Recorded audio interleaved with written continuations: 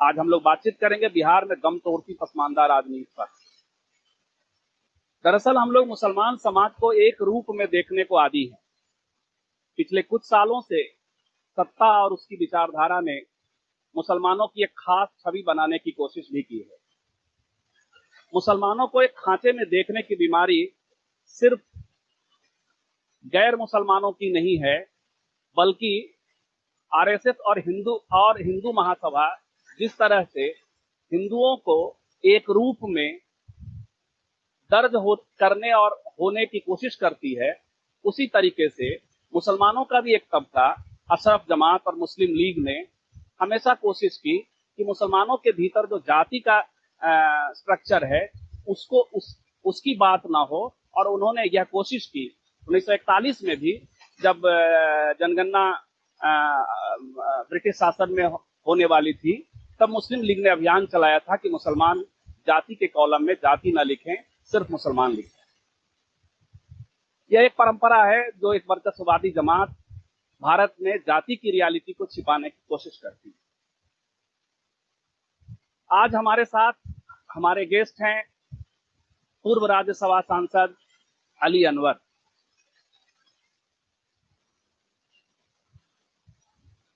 अली अनवर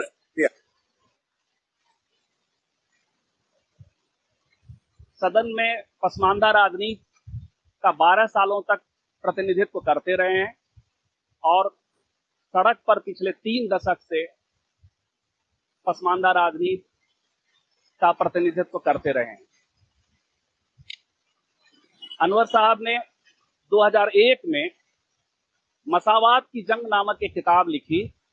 वह किताब पसमानदा राजनीति को सूत्रबद्ध करती है, उसका सैद्धांतिकीकरण करती है, और उस किताब ने बहुत बदलाव लाए। जो साथी पसमानदा शब्द को नहीं समझ पाते, उनके लिए मैं बताऊं कि जिस तरह से हिंदू आबादी का 85% दलित और पिछड़ी आबादी है, उसी तरीके से मुसलमानों की 85% आबादी दलितों और पिछड़ों की है। दलित और पिछड़े मुसलमानों के लिए अली अनवर साहब ने एक सैद्धांतिक शब्द दिया, पसमानदा। आज हम लोग पसमानदा राजनीति पर, बिहार में पसमानदा राजनीति का जो हस्र है, उस पर बातचीत करने जा रहे हैं।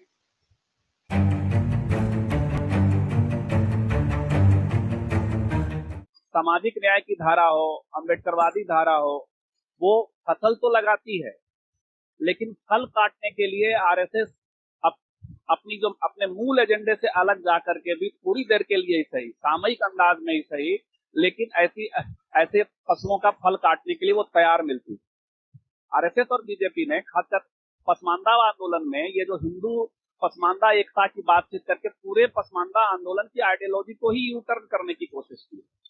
बिल्कुल आप सही कहा, और आप ये भी सही कह रहे हैं कि ओवैसी साहब की जुबान पर भी पसमानदा शब्द चढ़ रहा है, और आरएसएस बीजेपी के लोग भी आज ही एनडीए के एक बड़े घटक के बड़े नेता ने हमको फोन करके, ये इत्तेफाक की बात है कि आज ही हम लोग इस पर बात कर रहे हैं, और एक बड़े नेता ने दिल्ली से फोन करके और हमसे पूछा कि भाई आपका पसमानदा बहाज का कोई लिटरेचर वगैरह हो तो हमको जरा अवेलेबल कराइए।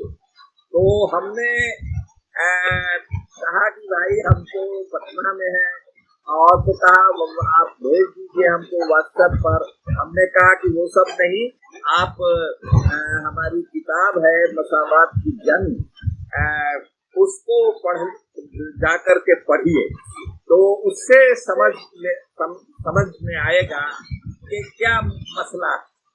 हमको एक टीवी डिबेट में, बहुत दिनों की बात है, राकेश सिन्हा साहब, हम लोग बैठे थे एनडीटीवी पर, शायद हम लोग थे, वो भी थे, मैं भी था। तो वहां से निकले तो हमारे कई लोगों के साथ, कई जो गेस्ट थे, हम लोग बाहर आकर के गपशप कर रहे थे।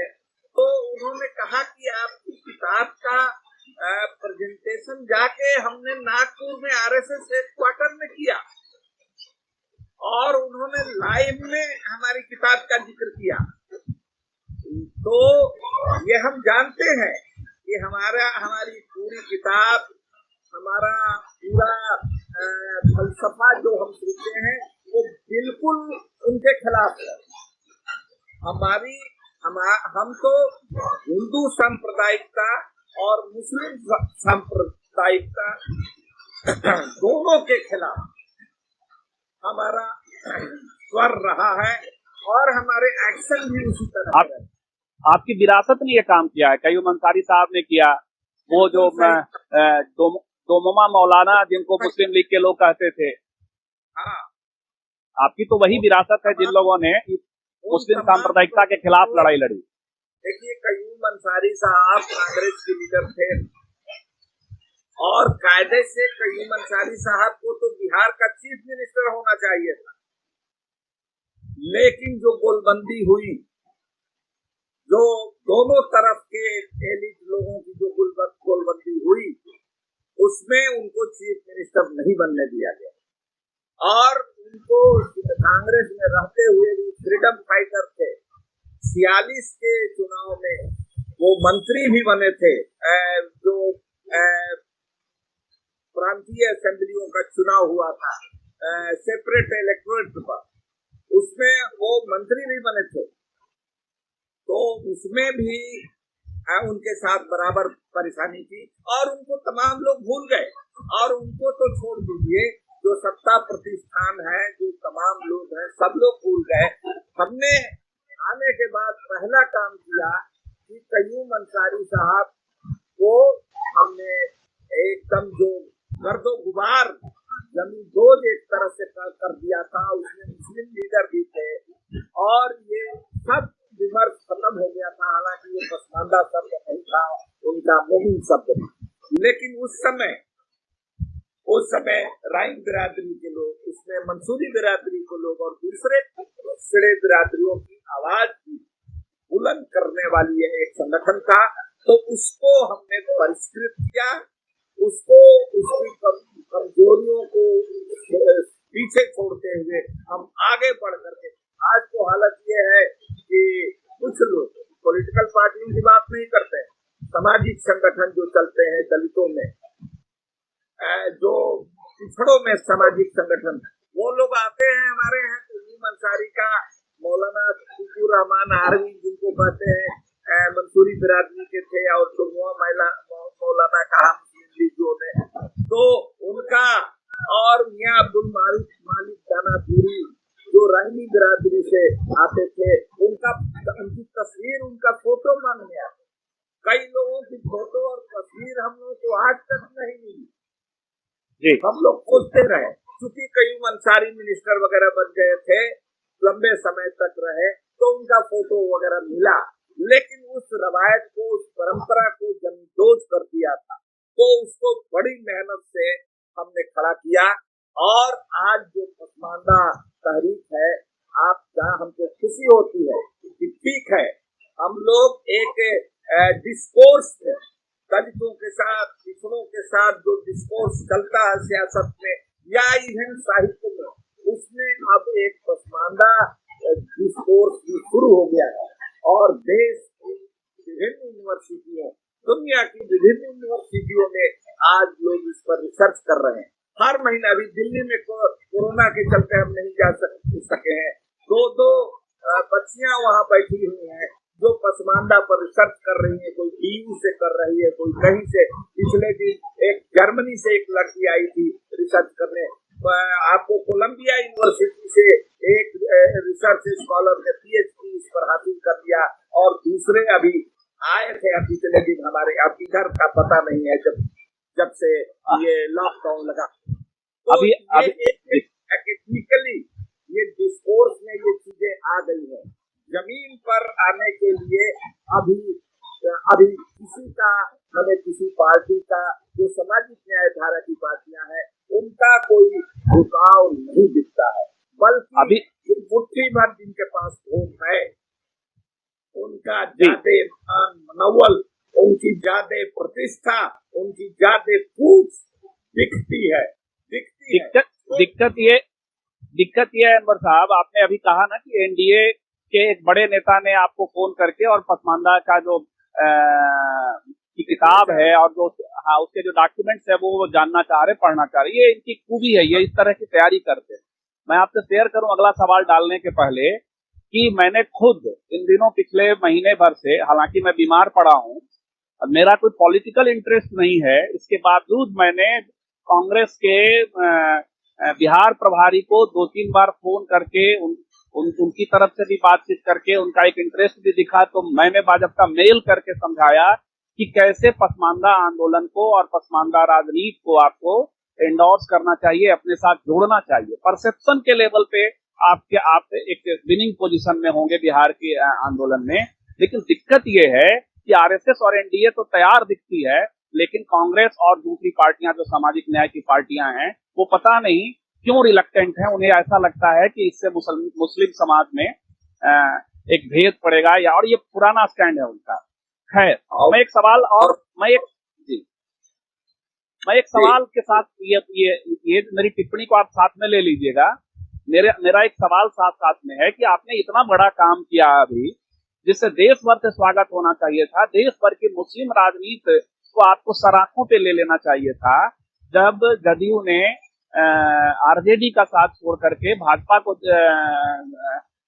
के साथ चलाया और जब आरएसएस के साथ चलाया, तब आपने अपने राज्यसभा की सदस्यता रहते हुए आवाज बुलंद की, राज्यसभा की सदस्यता गंवाई और भाजपा देश भर में घूम घूम करके आपने अलग जगाई। तो ये मुसलमान राजनीति को भी, सेकुलर राजनीति को भी, सामाजिक न्याय की राजनीति को, दलित राजनीति को चाहिए था कि आपको हाथों हाथ ले लिया जाता, अक्सर आंखों पे बैठे, जो नहीं हुआ।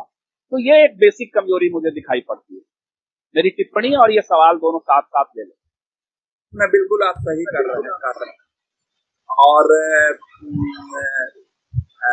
आप ये समझ लें कि जो दूसरी पार्टियां हैं, ऐसे लोगों से दरअसल देखिए, मैं फिर उस बात पर जोर दे सके कि ये मुस्लिम समाज की बीमारी नहीं, ये दलित जातियों में, ओबीसी की जातियों में आजकल ये एक चलन है, या शुरू से कहीं कमोबेशी रहा है कि ऐसे लोगों को लोग सोचते हैं जिनका कोई आइडियोलॉजिकल कोई लाइन नहीं है, कोई समझ नहीं है। ऐसे लोग जो पैसे वाले हैं, ऐसे लोग जो बाहुबली हैं, ऐसे लोग जो चापलूसी करते हैं, ऐसे लोग जो खुशामद करते हैं, वैसे लोगों की पूछ है। ये सब जगह की ये बीमारी है, कमोबेश, किसी में ज्यादा है, किसी में कम है।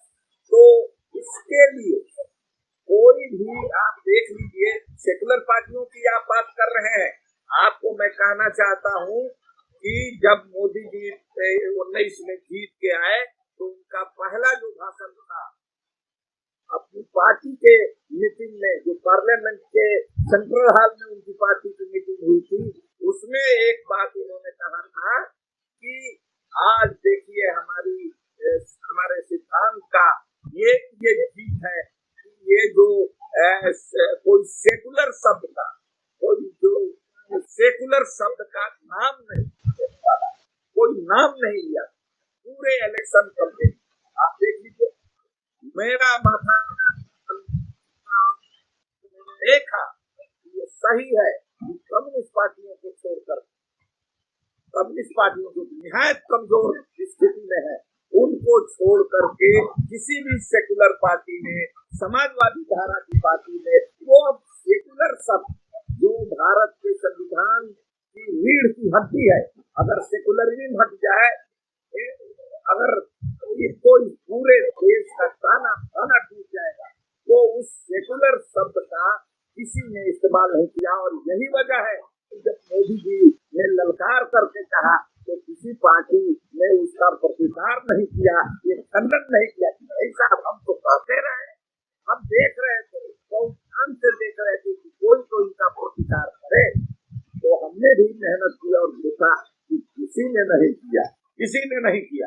तो ये आज हालत है कि आज आज और हालत यहाँ तक चली गई है कि जो सेक्युलर पार्टियां हैं, छोड़ दीजिए, पसमानदा तो शुरू से दबा है, पिछला है, उसको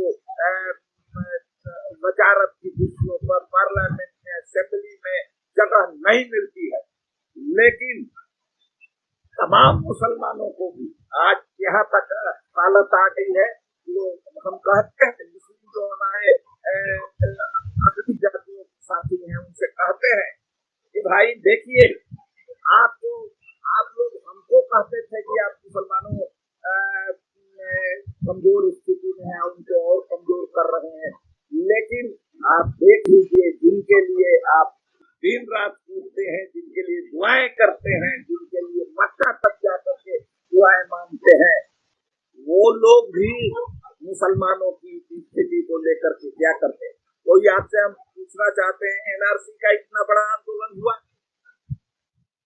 कोई भी पार्टी फिजिकल प्रेजेंस में इक्का दुक्का अपवाद को छोड़ दीजिए, कोई भी पार्टी उसके लिए खड़ा नहीं है। क्या ये सिर्फ मुसलमानों का मामला था? क्या ये सिर्फ पसमानदा का मामला था? मुसलमान शब्द भी कहते हैं तो उसमें 85% पसमानदा मुसलमान, तो ये उन्हीं का मामला नहीं था। लेकिन ये लोग खड़ा नहीं होते हैं।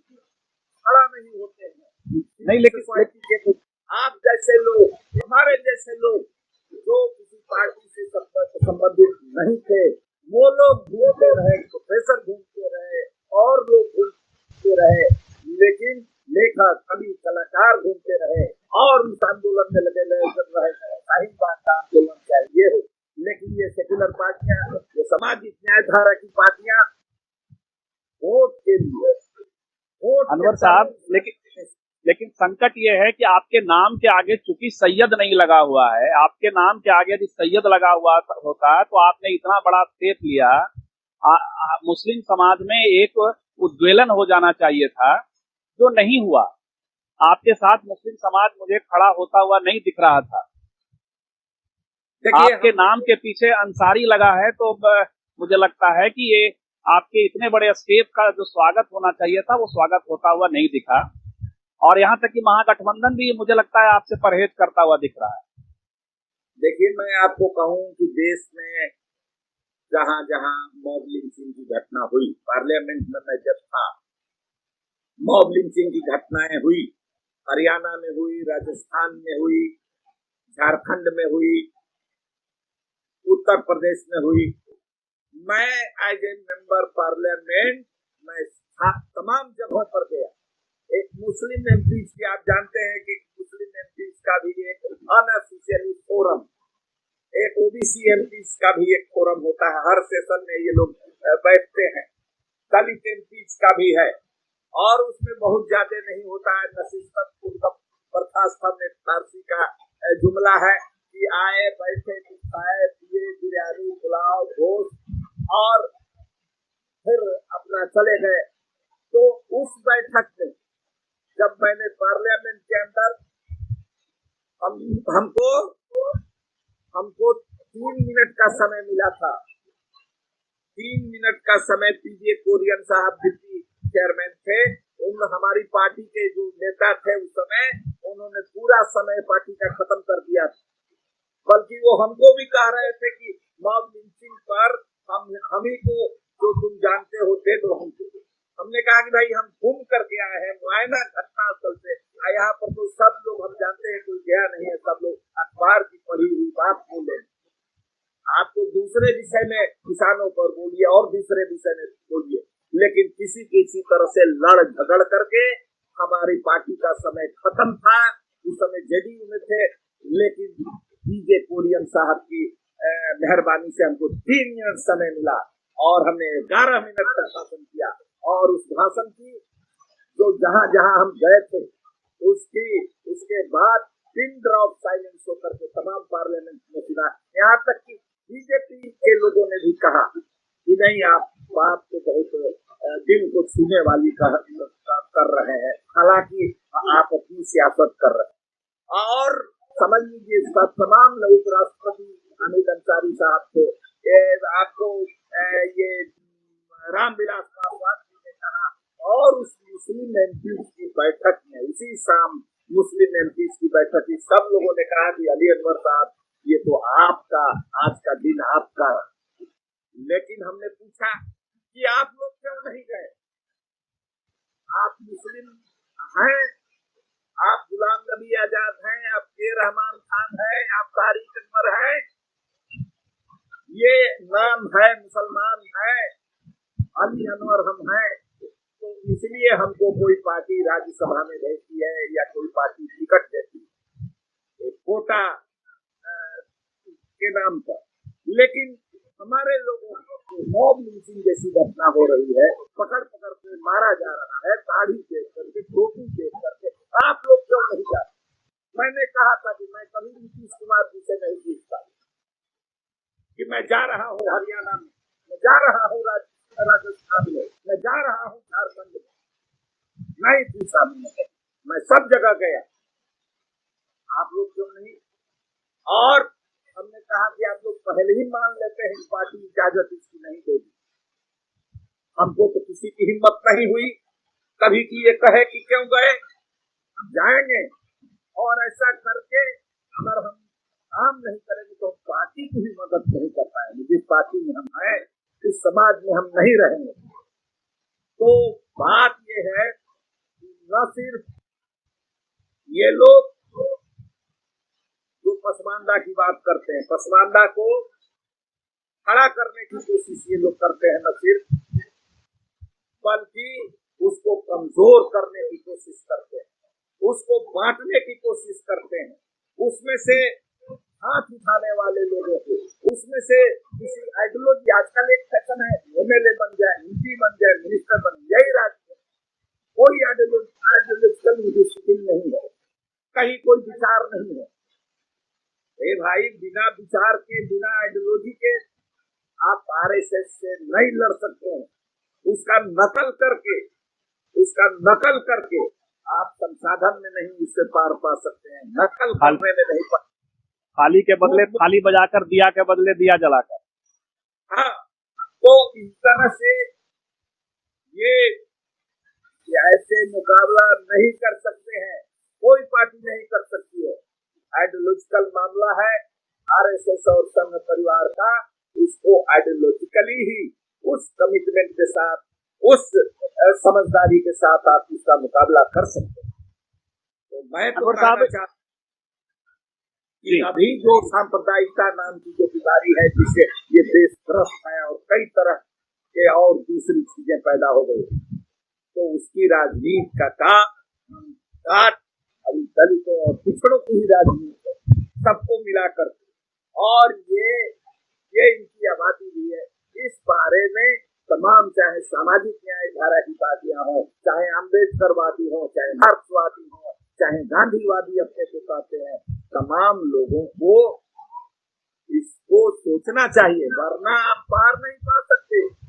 एक आध इलेक्शन जीत जाएंगे फिर हटा दिए जाएंगे। नीतीश कुमार और लालू जी हम मिलकर जीते थे, फिर मजबूर कर दिया गया, नीतीश कुमार जी को हटा दिया गया और बीजेपी फिर आ गई। हरियाणा में मुसलमानों ने चौटाला को वोट दिया, दुष्यंत चौटाला को, बीजेपी की सरकार बनी। दिल्ली में क्या हुआ? दिल्ली में मुसलमानों ने वोट दिया केजरीवाल को। केजरीवाल क्या लड़े एनआरसी के खिलाफ?